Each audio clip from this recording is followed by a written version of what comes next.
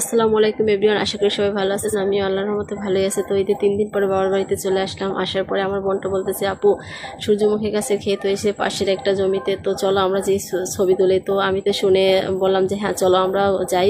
তো আসার পরে দেখলাম যে ছবি তোলার মতো কোনো ইয়া নাই, কারণ সূর্যমুখী ফুলগুলো কালো কালো হয়ে গেছে। আর এইদিকে আমি, আমার ভাই, আমার বোন এবং আমার ছেলে মিলে হাঁটতে হাঁটতে চলে আসলাম, কারণ আমাদের বাসা থেকে সূর্যমুখী গাছের ক্ষেতটা বেশি একটা দূরে না।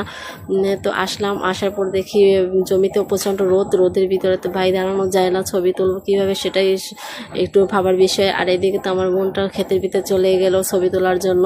আর এইদিকে যে ক্ষেত করছে, মানে জমির মালিক, সে তো আমাদের দেখে বলতেছে তোমরা একদম শেষ সময় আসছো ছবি তোলার জন্য। আর আমার খালাতো বোনটা তো ভিতরে ঢুকতেছে ছবি তুলবে এর জন্য। মানে আমাদের উদ্দেশ্য গ্যালারি ভর্তিই হবে আমাদের যে কোনো মূল্যে। আর এইদিকে হচ্ছে আমার খালাতো ভাই এবং আমার ছেলেটা একদম রোদের টাসকি খেয়ে চেঙ্গিস খান হয়ে গেছে ভাই, দেখতেছেন এদের অবস্থা একদম নাজেহাল।